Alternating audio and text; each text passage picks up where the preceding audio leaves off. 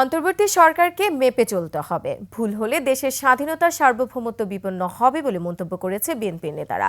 তারা বলেছেন, জাতীয়তাবাদী শক্তিকে নির্মূলের ষড়যন্ত্র চলছে, সেজন্য দলের কর্মীদের সতর্ক থাকতে হবে। বিস্তারিত মাহিলা ইসলামের রিপোর্টে। উপস্থিত রয়েছেন জুলাই আগস্টে আন্দোলনের শহীদ পরিবারদের নিয়ে আমরা বিএনপি পরিবারের আয়োজন।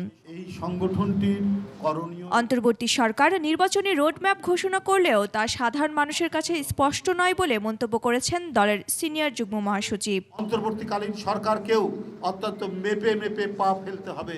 যদি ভুল হয় তাহলে কিন্তু ইতিহাস যেমন দেশের ভিতর থেকে ক্ষমা করবে না, বাইরের শত্রুরাও কিন্তু আমাদের কাউকেও ক্ষমা করবে না। জাতীয় প্রেস ক্লাবে চালক কমিটির অন্য একটি আলোচনা সভায় ষড়যন্ত্র চলছে অভিযোগ করে নেতাকর্মীদের সজাগ থাকার আহ্বান জানানো হয়।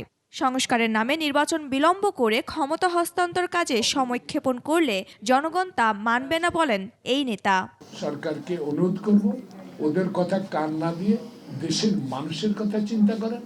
আগামী মার্চ মাসের 1 তারিখে রোজা আসতেছে, এই রোজায় যেন আওয়ামী লীগের প্রেতাত্মারা আবার সিন্ডিকেট তৈরি করতে না পারে।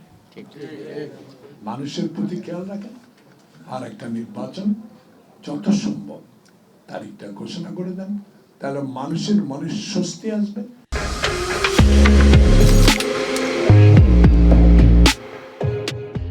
অন্যদিকে কৃষক থেকে সরাসরি ভোক্তা পর্যায়ে ন্যায্য মূল্যে নিত্যপণ্য বিক্রির দোকান উদ্বোধন করে বিএনপি নেতা আব্দুস সালাম। বলেন, বাজার কারসাজির সাথে জড়িতদের ধরতে কার্যকর উদ্যোগ নিচ্ছে না সরকার। দুর্নীতিবাদ ব্যবসায়ী সিন্ডিকেটদেরকে একবারে ধরা যাবে না, তাহলে ব্যবসা নাকি নষ্ট হয়ে যাবে। চোরের ডাকাতরা ধরলে কখনো কি নষ্ট হয় নাকি?